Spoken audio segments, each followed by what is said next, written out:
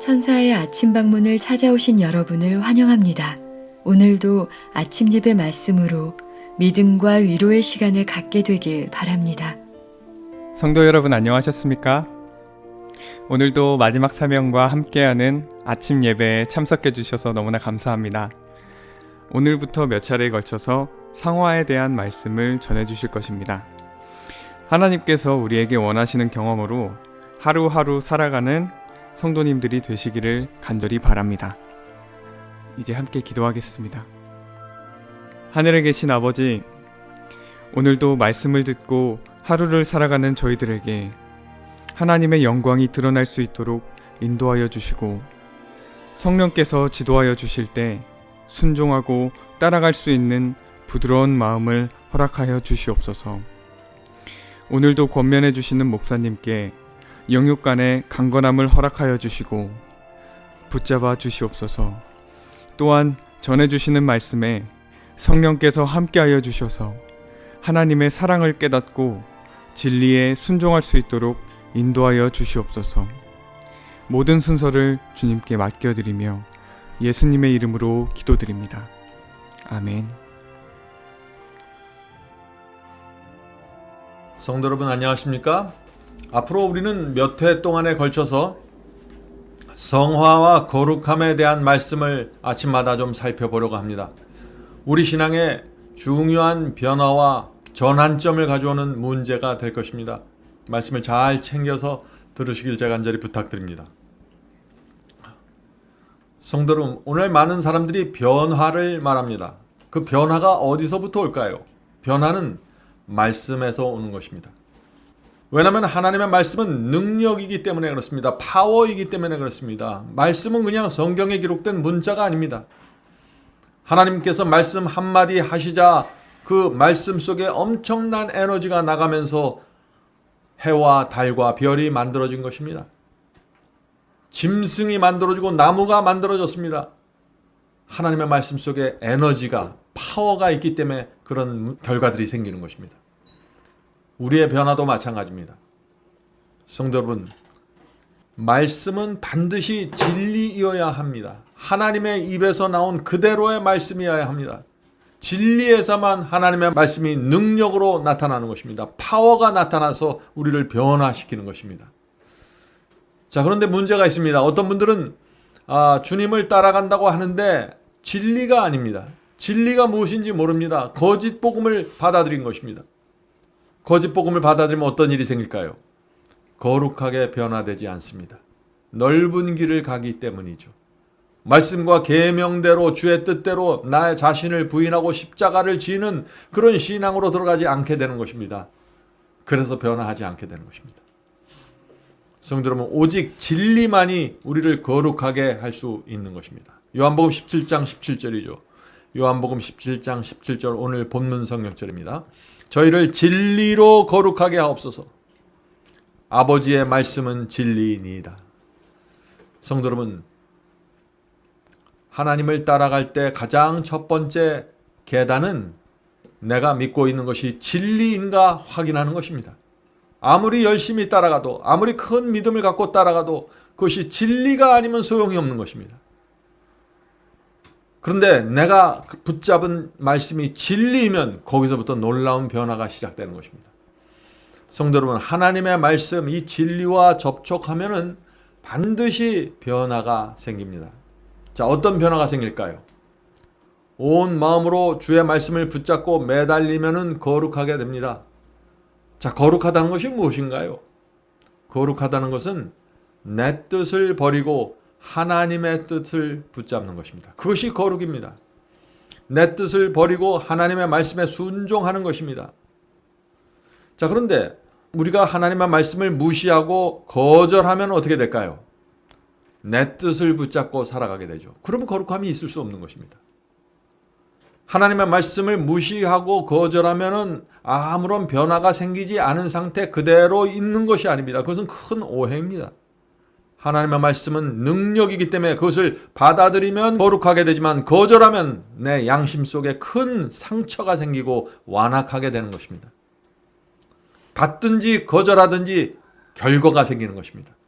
성도 여러분, 하나님의 말씀을 거절하면 양심이 굳어집니다. 그래서 야고보가 이런 말씀을 한 것입니다. 야고보서 1장 22절입니다. 야고보서 1장 22절. 너희는 말씀을 행하는 자가 되고 듣기만 하여 자신을 속이는 자가 되지 말라. 이 말씀은 정말 두려운 말씀이죠. 성도 여러분, 말씀을 듣기만 하고 행하지 않으면 왜 우리가 우리 자신을 속이게 될까요? 자, 예를 들어보죠. 어떤 사람이 설교를 들었습니다. 성경 말씀을 읽었습니다. 성령의 깊은 감동이 있었습니다. 호소가 있었습니다. 그런데 그 말씀을 거절하고 무시했습니다. 순종하지 않았습니다. 그러면 이 사람이 어떤 태도를 나타내게 될까요? 다음에 그런 말씀이 들어오고 그런 설교가 들려올 때 이렇게 말하게 된 것입니다. 나도 그 설교 알아. 나도 그 말씀을 알고 있어. 나도 그 비유의 의미를 알고 있어. 나도 그 성경절의 뜻을 알고 있어. 라고 말하게 되는 것입니다. 다시 말해서 하나님께서 나에게 요구하는 뜻을 압니다. 그런데 순종하지 않겠다는 것입니다. 그러면서 이 사람은 자기 자신을 합리화하면서 이렇게 말하는 것입니다. 나는 올바른 신앙을 하고 있어. 내 믿음에는 문제가 없어. 라고 말하는 것이죠. 이것이 바로 말씀을 듣기만 하고 행하지 않음으로 빠지게 되는 자기 기만입니다. 말씀에 대한 지식을 갖고 있으면 내가 주님의 자녀라고 생각하는 것이죠. 말씀을 거절하고 무시하면 반드시 우리의 마음에 상처가 남는데 그것은 양심의 완악함입니다. 성도 여러분, 말씀은 파워입니다. 파워이기 때문에 반드시 결과를 남기는 것입니다. 받아들이면 변화되고 거절하면 완악해지는 것입니다. 자, 본문 읽겠습니다. 성화란 무엇인가? 그것은 자, 곧 혼과 몸과 영을 전적으로 남김없이 하나님께 바치는 것이다. 자, 성화가 무엇이라고 했나요? 내 전체를 하나님께 드리는 것이라고 했습니다. 나누어지지 않은 마음, 두 주인을 섬기지 않는 마음, 이것이 성화된 마음입니다. 자, 이렇게 성화를 제가 설명하면 많은 분들이 성화 그건 너무나 어렵습니다. 어떻게 우리가 그렇게 살 수 있습니까? 라고 응답합니다. 그런 식으로 반응을 하는 것입니다. 성도 여러분, 그것은 큰 오해입니다. 성화가 정말 우리가 도달하기 어려운 어떤 높은 꼭대기에 매달려 있는 경험일까요? 성경이 말하는 성화는 이것입니다. 너희가 나를 사랑하면 순종한다는 것입니다. 그것이 성화입니다. 신랑이 신부를 정말 사랑하면 모든 것을 줍니다. 남김없이 줍니다. 그 마음이 나누어지지 않는 것입니다. 그것이 사랑입니다. 월급 전체를 신부에게 주고 집문서, 땅문서, 모든 재산을 아내의 이름으로 해놔도 불안하지 않는 것입니다. 사랑하기 때문에 그런 것입니다. 아내 마음에 기쁨을 주는 것이라면 무엇이든지 하게 되는 것입니다. 성도 여러분, 이것이 사랑이고 성화입니다. 많은 분들이 성화는 행위라고 하는데 성화는 행위가 아닙니다. 성화는 그것보다 훨씬 더 깊은 곳으로 들어가서 마음의 중심에서 일어나는 변화입니다. 성화는 진심으로 사랑할 때 맺혀지는 열매입니다.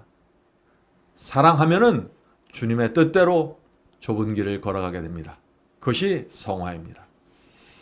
계속해서 읽겠습니다. 그것은 성화는 정당하게 거래하고 자비를 사랑하고 하나님과 겸손하게 동행하며 자아 또는 자기 이익과 상관없이 하나님의 뜻을 알고 행하는 것이며 순결하고 이타적이며 거룩하고 점이나 흠이 없는 하나님을 향한 마음가짐이다. 성화가 무엇이에요? 하나님을 향한 마음가짐입니다. 하늘을 향한 마음가짐입니다. 거긴 나누어진 것이 없다는 것입니다. 거긴 어떤 점이나 흠이 없다는 것입니다. 순수한 마음으로 하나님을 사랑한다는 것이죠. 성도 여러분, 우리가 정말 하나님을 사랑하고 신뢰하면 어떻게 될까요? 하나님께서 싫어하는 것들 하지 않게 되죠. 하나님 마음에 아픔을 주는 것들 하지 않게 되는 것입니다. 그것이 성화입니다. 하나님을 공격하고 있는 사탄이 좋아하는 것들 하지 않게 되는 것입니다. 그것이 성화입니다. 거룩함입니다. 사탄이 좋아하는 것을 내가 하지 않고 버리게 되는 것이죠. 혐오하게 되는 것이죠. 그것이 성화라는 것입니다. 하나님을 사랑하고 존경하면은 내 뜻을 내려놓게 됩니다. 예를 들어 볼까요? 신부를 사랑하면은요, 식당에 가서도 신부가 원하는 메뉴와 음식을 주문하게 됩니다. 다 그렇습니다. 왜 그럴까요? 내가 갑자기 입맛을 잃어버려서 그렇습니까? 그렇지가 않고 내 입맛을 부인하고 신부의 입맛을 더 중요하게 생각하고 싶기 때문이죠. 신부의 마음에 기쁨을 주기 원하는 것입니다. 신부가 맛있게 먹는 그 모습을 보기 원하는 것입니다. 그것이 성화입니다. 주님을 사랑하기 때문에 주님의 마음에 조금이라도 기쁨을 드릴 수 있다면 내가 무엇이든지 할 수 있다는 것입니다. 나를 부인하고 십자가를 지는 것도 할 수 있다는 것입니다. 이것이 성화입니다. 사랑하기 때문에 내 뜻을 내려놓고 순종하게 되는데 이것이 변화이고 거룩함입니다. 성도 여러분, 변화와 거룩함은 당연한 것입니다. 어떤 사람들에게요? 사랑하는 사람들에게 말이죠. 겉으로 볼 때, 남들이 볼 때 그것은 마치 희생처럼 보이고 손해처럼 보입니다. 그러나 그 희생과 손해를 하는 그 사람에게는 그것은 사랑이고 기쁨이고 만족이 되는 것입니다. 남들이 볼 때는 좁은 길을 가는 것처럼 보입니다. 그러나 내가 그 길을 실제로 걸어가면 그 길은 그렇게 좁지 않게 되는 것입니다. 성도 여러분, 성화는 내가 하기 싫어하는 것을 억지로 참고서 하는 것이 아닙니다. 성화는 사랑하는 자에게 나타나는 태도이고 정신이고 마음입니다. 아주 자연스러운 것입니다. 계속 본문 읽겠습니다. 우리의 성화 곧 그리스도의 형상으로 변화되는 것은 진리를 통하여 성령의 능력으로 되는 것이다. 이 말씀은 정말 중요한 말씀이죠. 우리가 변화되려면 거룩함의 경험으로 들어가면 두 가지가 필요하다는 것입니다. 그 두 가지가 무엇인가요? 첫째는 진리이고 둘째는 성령의 능력입니다. 둘 중 하나만 있으면 안 되는 것입니다. 둘 중 하나만 있으면 성화되지 않습니다. 둘 다 있어야 되는 것입니다. 자, 만약에 진리는 있는데 성령이 없으면 어떻게 될까요? 교리만 이해한 상태에서 끝입니다. 그런 사람들은 까다롭고 메마른 사람으로 살아가게 되는 것입니다. 성령이 없기 때문에 그런 것입니다. 성령의 감동과 은혜가 없는데 진리에 대한 지식만 붙잡고 살아가게 되는 것이죠. 참 슬픈 생애를 살아가게 되는 것입니다. 자, 반대의 경우도 있습니다. 진리를 모르는데 성령만 받아들고 하는 것입니다. 그렇게 되면 어떻게 될까요? 원칙과 양심이 없는 감정적인 신앙에 빠지게 됩니다. 거짓 성령을 통해서 사탄에게 미혹당하기 아주 쉽게 됩니다. 성도 여러분, 진리를 모르면은 사탄이 잡아먹기 쉬운 가장 쉬운 사냥감이 되는 것입니다. 계속해서 읽겠습니다. 그러므로 이러한 변화를 우리 안에 이루려면 무슨 뜻인가요? 진리와 성령의 능력으로 생기는 이 변화를 우리 안에 이루려면 하는 얘기죠. 우리 안에 이루려면 진리를 무조건 온전한 마음으로 받아들이는 일, 곧 그 영혼을 변화시키는 능력에 남김없이 굴복시켜야 한다. 여기 두 가지 키워드가 나옵니다. 무조건이라는 단어와 남김없이 굴복시킨다는 말이 나오죠. 성도 여러분, 어떤 말씀이 진리라고 확증이 될 때, 깨닫게 될 때 무조건 받아들여야 하는 것입니다. 왜냐하면 그것이 의의 경업으로 나가는 첫 번째 계단이기 때문에 그렇습니다. 변화는 거기서부터 생기는 것입니다. 진리에서부터 생기는 것입니다. 성화와 거룩함은 진리에서부터 시작되는데 진리를 거절하면 아무것도 생기지 않는 것입니다. 성도 여러분, 진리가 무엇인지 깨닫고 마음에 받아들이고 내 뜻을 버리고 순종하는 이 전체 과정이 성령에 의해서 이루어지는 것입니다. 성령이 없으면 단 하나도 이루어지지 않는 것입니다. 그냥 받아들이는 데서 끝나고 깨닫는 데서 끝날 수 있는 것입니다. 성도 여러분, 여러분이 진리가 무엇인지 알게 되었습니까? 그렇다면 그것은 성령의 역사입니다. 진리를 마음에 받아들이고 붙잡으셨나요? 성령의 역사가 이루어진 것입니다. 하늘의 역사가 이루어진 것입니다. 진리에 순종하기로 결정하셨나요? 성령의 감동하심에 굴복한 것입니다. 하나님께서 좋아하시는 가장 큰 결정이 이루어진 것입니다. 모든 것은 성령의 역사입니다. 성도 여러분, 그러므로 여러분이 지금까지 했던 어떤 깨달음, 어떤 순종, 이 모든 것들이 아주 소중하고 중요한 경험입니다. 왜냐하면 하나님께서 여러분 속에 들어오셔서 그것을 만들어내신 열매이기 때문입니다. 그러므로 여러분이 갖고 있는 진리에 대한 깨달음과 지식과 경험, 순종, 이 모든 것을 소중하게 마음에 담고 사시길 바랍니다. 함부로 대하지 마시길 바랍니다. 자, 본문 읽겠습니다. 우리의 품성은 본질적으로 왜곡되고 도착되어 있다. 적절하게 발달되지 못한 결과로 품성이 균형 잡혀 있지 않다. 자, 우리는 태어나면서부터 이기적이고 교만한 본성을 갖고 태어납니다. 그리고 진리를 깨닫고 온 마음을 주님께 드릴 때까지 오랜 세월 동안 어떻게 합니까? 본성에 끌려서 살아가게 되죠. 진리를 모른 채 살아가는 것입니다. 죄로 인해서 그래서 우리의 품성이 왜곡되고 이기적이고 아주 문제가 많은 성품을 갖게 되는 것입니다. 계속해서 읽겠습니다. 탁월한 자질이 못마땅한 특성과 결합되어 오랜 세월, 오랜 방종을 통하여 그릇된 성향들이 제2의 성격이 된다. 그리고 많은 사람이 자신의 버릇을 완강하게 고수한다. 많은 그리스도인들이 나는 천성대로 태어난 대로 살겠습니다. 나는 이렇게 태어났으니까 이렇게 살겠습니다. 라고 말합니다. 태어난 기질대로 살면서 그런 사람들은 품성을 그렇게 비틀어진 품성으로 자라나도록 내버려두고 방치하게 되는 것입니다. 자기의 습관과 버릇을 그대로 고집하는 것입니다. 그런 사람들은 어떻게 될까요? 계속해서 읽겠습니다. 그들이 진리를 받아들인다고 공언하고 그리스도께 자신을 굴복시킨 후에라도 동일한 옛 습관에 탐닉하여 동일한 자만심이 나타나며 그릇된 동일한 관념들을 품고 있다. 그런 사람들은 회심했다고 주장할지라도 스스로 진리에 변화시키는 능력에 굴복하지 않았음이 명백하다. 만일 그와 같이 그리스도를 그릇 나타내고 있는 사람이 변명을 하며 버리지 않는 품성의 결점들이 초래한 약점을 알게 된다면 그는 공포로 가득 찰 것이다. 내 품성의 약점을 있는 그대로 내버려두면서 변명을 하고 그것을 자꾸 합리화시키고 자기 기만에 빠지면 어떻게 될까요? 공포로 가득 차게 된다. 자, 왜 공포로 가득 차게 될까요? 이것이 얼마나 무서운 결과를 초래할 것인지 알게 되기 때문입니다. 결국에는 오늘 많은 그리스도인들이 성화와 거룩함의 이 중요성을 바라보지 못하는 것입니다. 구원은 믿음으로 받는다는 말만 계속 되풀이하면서 살아가고 있는 것입니다. 오늘 유행하는 구원론이 무엇입니까? 믿으면 구원받는다는 것입니다. 구원을 내 중심으로 생각하는 것입니다. 나만 구원받으면 되는 것입니다. 내가 주님을 잘 믿고 교회 열심히 다녀서 나만 구원받으면 된다는 것입니다. 그래서 내가 어떻게 구원받을 수 있을까에 초점을 맞추고 살아가는 것이죠. 헌금을 잘 내야 구원받는다고 가르치면 헌금 열심히 드리려고 하고, 또 어떤 행위를 열심히 해야 구원받는다 그러면 그 행위에 또 집중하고, 이렇게 해서 구원을 얻어내려고 애쓰는 것입니다. 성도 여러분, 이제 우리의 시선을 돌려야 합니다. 우리는 하나님과 사탄의 전쟁 사이에서 살고 있다는 것입니다. 그 전쟁에서 우리를 살리기 위해서 하나님의 아들이 이 땅에 내려오셔서 죽임을 당하셨습니다. 그것이 전쟁의 실체입니다. 그러므로 우리는 이 하나님과 사탄의 전쟁에서 어떻게 해서든지 내가 하나님 편에 서 있어야 한다는 이 결심과 믿음을 갖고 있어야 되는 것입니다.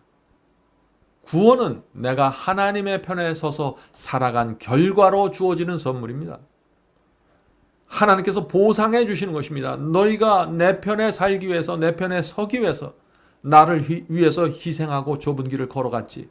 내가 보상을 해줄게 하면서 주시는 것이 구원과 영생입니다.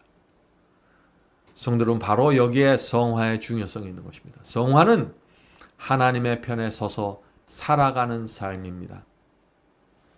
그런데 오늘 많은 분들이 사탄의 편에 서서 살면서 구원은 하나님께 가서 받으려고 하는 것입니다. 사탄이 주는 유혹과 충동대로 살아가면서 내 자신을 부인하지 않으면서 구원은 십자가의 피로 얻어내려고 하는 것입니다. 그런 분들에게 이 성화는 전혀 이해될 수 없는 하나의 추상적인 관념에 불과하게 되는 것이죠. 성도 여러분, 하나님을 사랑하면 하나님의 편에 서서 사탄과 싸우게 됩니다. 하나님과 사탄의 전쟁에서 어떤 희생을 치르더라도 내가 하나님의 군사로 살겠다는 마음의 결단이 서게 되는 것입니다. 뜻을 정하게 되는 것입니다.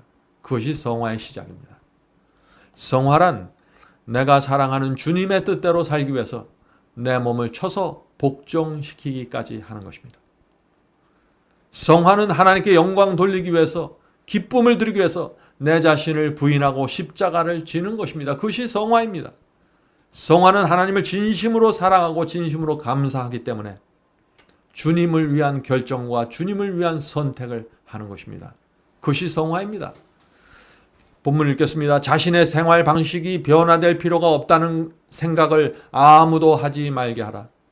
기꺼이 자신의 잘못을 바라보고 그리스도의 뜻을 배우기 위해서 하나님의 말씀을 연구하며 그리고 그분의 뜻이 그들 안에서 그들로 말미암아 그들을 통하여 이루어지도록 기도하면서 자아를 불신하는 가운데 끊임없이 하나님의 말씀에 유의하지 않는 한 아무도 안전하게 행할 수 없다. 성도 여러분, 얼마나 중요한 말씀입니까? 그래서 성경은 두려움과 떨림으로 구원을 이루라는 말씀이 나오는 것입니다. 주님을 믿고 영접하면은 안전지대로 들어가는 것이 아닙니다. 주님을 믿고 영접하는 것을 사탄이 보면은 내버려 두질 않는 것입니다. 계속해서 충동하고 유혹하고 시험을 주는 것입니다. 그래서 흔들려 떨어져 나가게 만드는 것입니다. 그래서 성화가 필요한 것입니다. 성도 여러분, 성경은 왜 죄와 세상을 이기는 성화를 말할까요? 왜냐하면 사탄은 끊임없이 우리를 유혹하고 우리의 육체 속에서 죄된 충동이 올라오도록 계속해서 자극하기 때문이죠. 자, 우리가 어떻게 이 사탄이 주는 죄된 충동과 유혹을 물리칠 수 있을까요? 중요한 질문이죠. 날마다 주님을 바라보아야 합니다. 주께서 가시는 길을 따라가야 됩니다. 말씀을 마음속에 넣어야 합니다. 예수께서도 가라사대라는 말씀으로 사탄의 유혹을 물리치셨습니다. 말씀을 마음에 넣어야만 우리의 마음이 부패되지 않게 됩니다. 말씀이 마음을 붙잡고 있어야만 육체에서 올라오는 그 악한 충동에 의해서 우리의 마음이 오염되지 않게 되는 것입니다.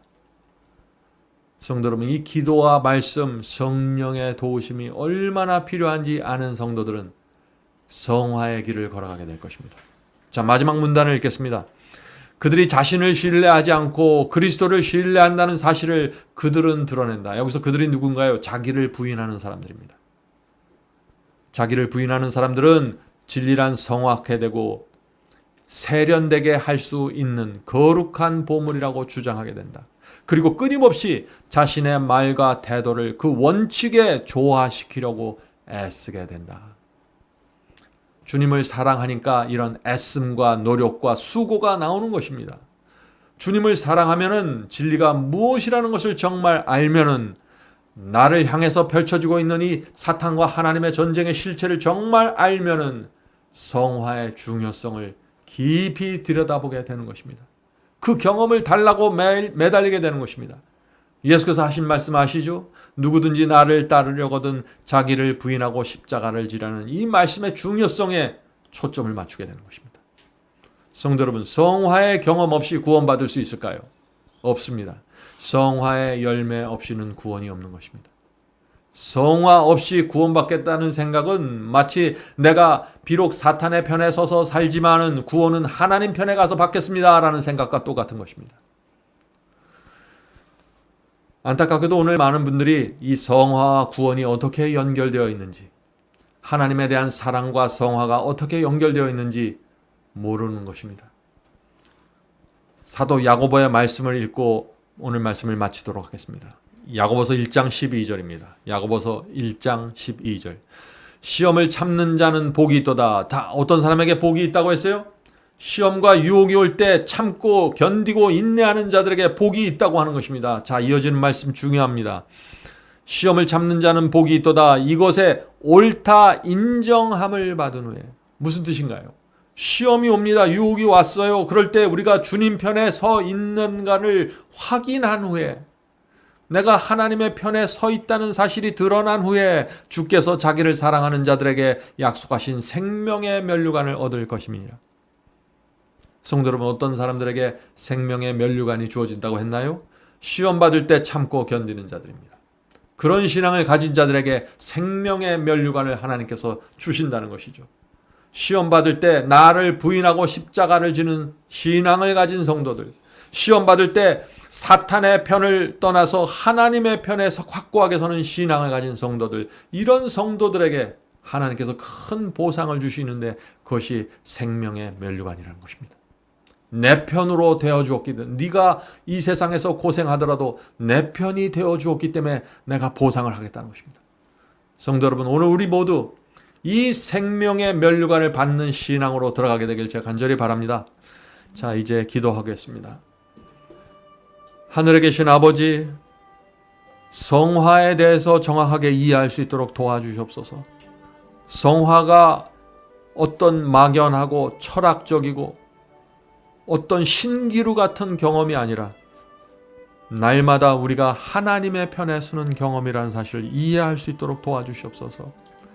하늘에 계신 아버지, 주님을 사랑하는 자는 하나님의 편에 가서 선다는 이것이 성화라는 진리 깨닫게 도와주시옵소서.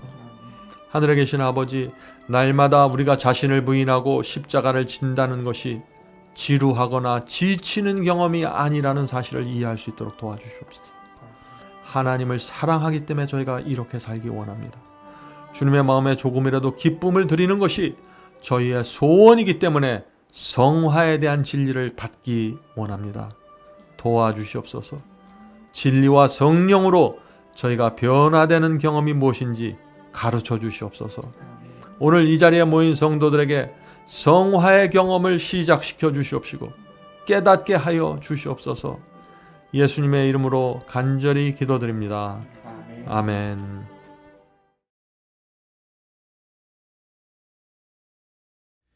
복의 근원 강림하사 찬송하게 합소서. 한량없이 자비하심 중량하길 없도다. 찬사로의 기쁜 찬송 나도하게 합소서. 구속하신 이내 하무 항상 찬송하리다. 주의 도와주심하다 이때까지 왔으니 이와 같이 전국에로 이루기를 바라네. 하나님을 배반하고 죄에 빠진 우리로 예수 구원하시려고 보혈 흘려 주셨네. 주의 귀한 은혜 받아 일생 빚진 자 되네. 주의 은혜 사수되사 나를 주께 맵소서.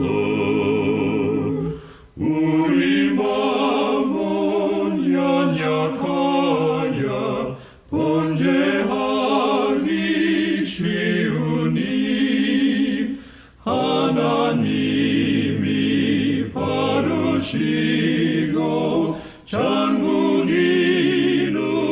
지소서.